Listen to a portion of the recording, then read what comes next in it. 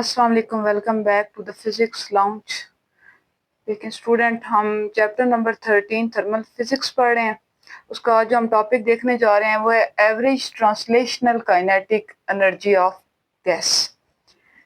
Student, कभी आपने सोचा है कि जब आप किसी बर्तन में कोई पानी वगैरह बॉयल करें या चाय वगैरह बनाएं तो जब पानी बॉयल होता है तो उसका ढक्कन हिलना शुरू हो जाता है। वो क्यों हिलना शुरू हो जाता है? वो इसलिए हिलना शुरू हो जाता है कि आप अभी हम जो पीछे टॉपिक पढ़ कर भी आ चुके हैं कि टेम्परेचर बढ़ाने से उनकी काइनेटिक एनर्जी बढ़ जाती है मॉलिक्यूल्स की, और वो ज़्यादा तेज़ी के साथ जाकर वो उस ढक्कन के साथ कोलिजन करते हैं, जिसके रिजल्ट में वो हिलना शुरू हो जाता है। लेकिन ये बात आज हमने प्रूव भी करके देनी है कि किस तरह टेम्परेचर काइनेटिक एनर्जी के साथ डायरेक्ट रिलेशन में, ये हमने आज बात पढ़नी भी है और इसका प्रूव भी करना है।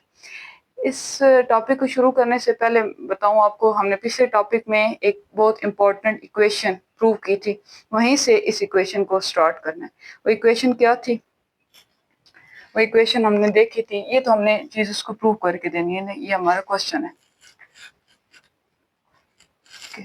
हमने इक्वेशन पढ़ी थी जी, P V is equal to, जो हमने पीछे वाले टॉपिक में इक्वेशन बनाई थी, P V is equal to n/3m, और रूट मीन्स स्क्वायर, वेलोसिटी का स्क्वायर पढ़ा था। ये हमने इक्वेशन पीछे पढ़ ली थी।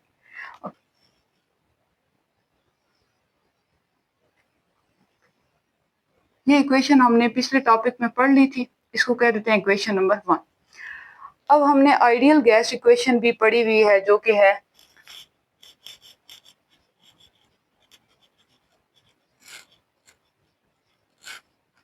PV is equal to nRT।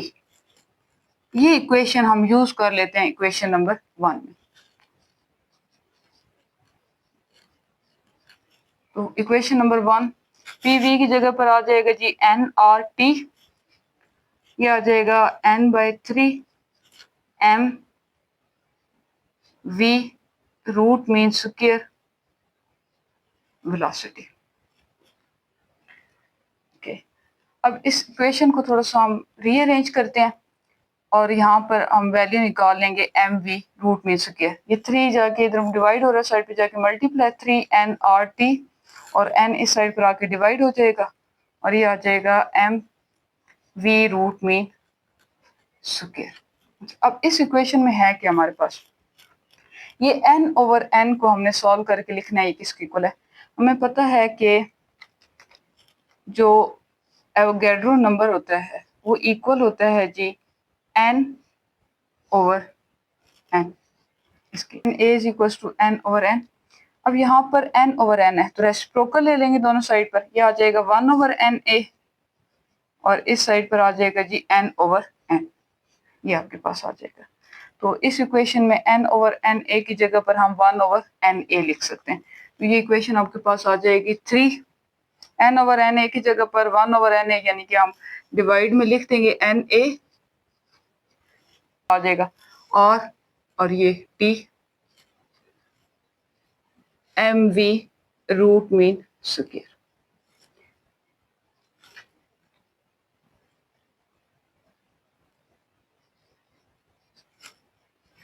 अच्छा, अब ये जो आपके पास एक इक्वेशन बन चुकी है, इसको आपने अब सॉल्व करना है दो मेथड से।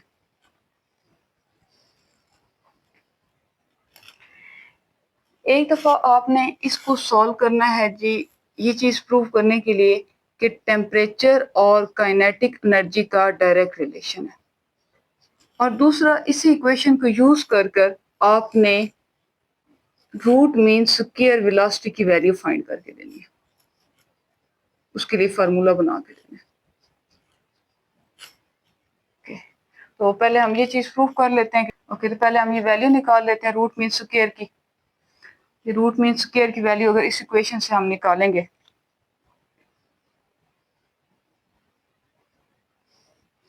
वो आ जाएगी जी, m यहाँ पर मल्टीप्लायर है, दूसरी साइड पे जाके डिवाइड हो जाएगा, तो इक्वेशन आ जाएगी 3RT, सॉरी हमने v root mean square velocity की वैल्यू निकालनी है, 3RT डिवाइडेड बाय na, और ये m साथ मल्टीप्लाई, और उस साइड पर v root means square velocity का स्क्वायर। अब हम दोनों साइडों पर स्क्वायर रूट ले लेंगे।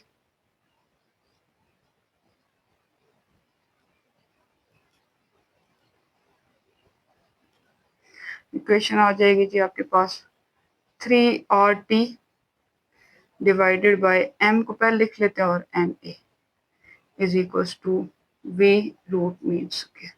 उसके रूट इसके पास से कैंसिल हो जाएगा। ये आपके पास आ गई रूट मीन स्क्वायर की इक्वेशन। दूसरी मैंने आपको बताया कि हमने ये रिलेशन प्रूव करके देना है, तो इसी इक्वेशन को यूज करके आपने ये रिलेशन प्रूव करके देना है। तो इक्वेशन है हमारे पास 3RT डिवाइडेड बाय NA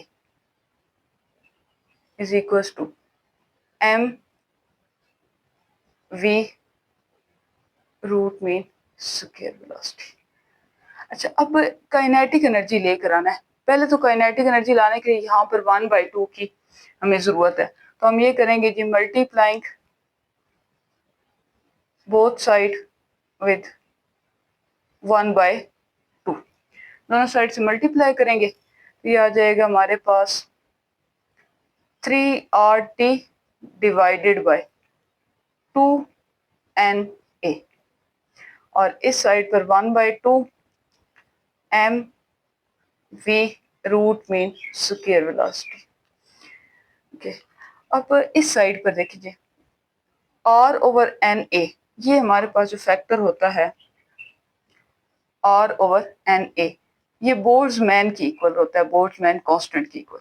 तो ये इक्वेशन लिखी जाएगी जो ऊपर वाली 3/2 R/NA की जगह पे KB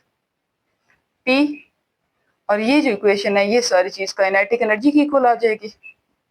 अब यहाँ पर देखें 3/2 नंबर है, कांस्टेंट है, बोल्ट्जमैन कांस्टेंट है, इसकी वैल्यू आपने फिक्स है, याद रखनी है। और ये आपने पिछले टॉपिक में देखी है। बाकी रह जाना टेम्परेचर, यानी कि टेम्परेचर के अलावा ये सारा फैक्टर आपके पास कांस्टेंट है।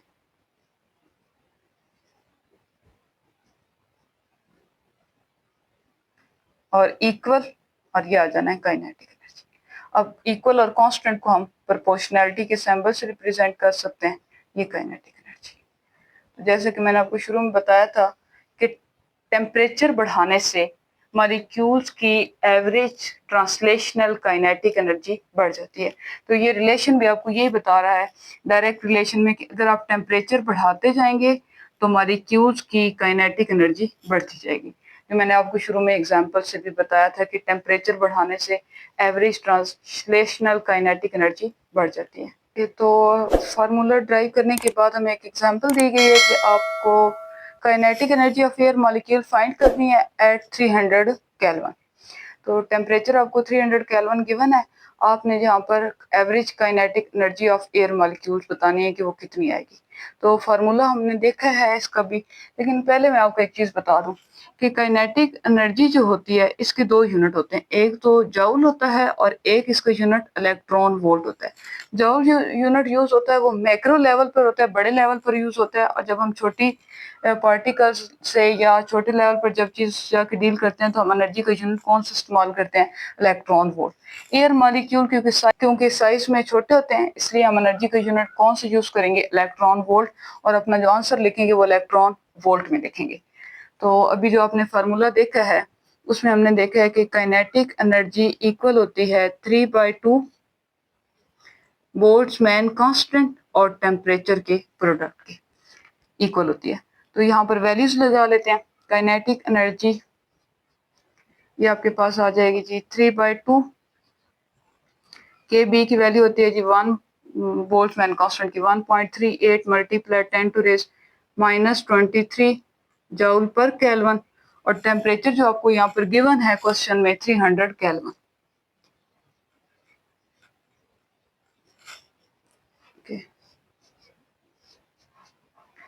ये पावर -1 +1, इसको अगर आप सॉल्व भी करें देखें के power base M power Z -1 +1, ये आपके पास आ जाएगा के पावर 0, और किसी चीज की पावर 0 किसकी इक्वल होती है, 1 की।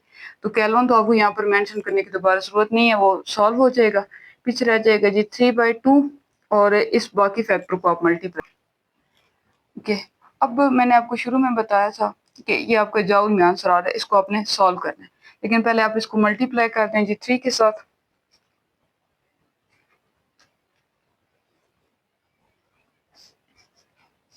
और जो आंसर आएगा उसको 2 पे डिवाइड करेंगे तो ये आपके पास कुछ आंसर आ जाएगा जी 6.21 मल्टीप्लाई 10 टू रेस -21 जाओ। ये आपके पास जाउल में आंसर है। आपने लिखना है जी इलेक्ट्रॉन वोल्ट में आंसर। अब देखते हैं कि इलेक्ट्रॉन वोल्ट आपके पास किस चीज के इक्वल होता है। ये आपने याद रखना है जी 1 इलेक्ट्रॉन वोल्ट जो होता है ये इक्वल होता है 1.6 मल्टीप्लाई 10 टू रेस -19 जूल की। अब आपने यहाँ पर जूल की जगह वैल्यू लगानी है। ये जो फैक्टर यहाँ पर मल्टीप्लाई है दूसरी साइड पे जाकर क्या आ जाएगा डिवाइड। तो जो आपके पास आंसर आ जाएगा फाइनल वो आ जाएगा जी 6.21 मल्टीप्लाई 10 टू रेज -21 और जूल की जगह मैंने बताया 1 मल्टीप्लाई और डिवाइड में आप लिख देंगे जी 1.6 मल्टीप्लाई 10 टू रेज -19 और सर्च यूनिट क्या आ जाएगा आपके पास इलेक्ट्रॉन वोल्ट। बस काइनेटिक एनर्जी जो इलेक्ट्रॉन वोल्ट में आ जाएगी 0.038 इलेक्ट्रॉन वोल्ट। एयर मॉलिक्यूल्स के जो टेम्परेचर 300 केल्विन पर काइनेटिक एनर्जी आएगी वो इलेक्ट्रॉन वोल्ट में इतनी आएगी। तो उम्मीद है ये अब आपको समझ आ जाएगी एनर्जी की इक्वेशन की। अगर आपको टॉपिक की समझ आ गया तो लाइक सब्सक्राइब और शेयर करें। हम नेक्स्ट टॉपिक में हम डेली लाइफ एग्जांपल देखेंगे।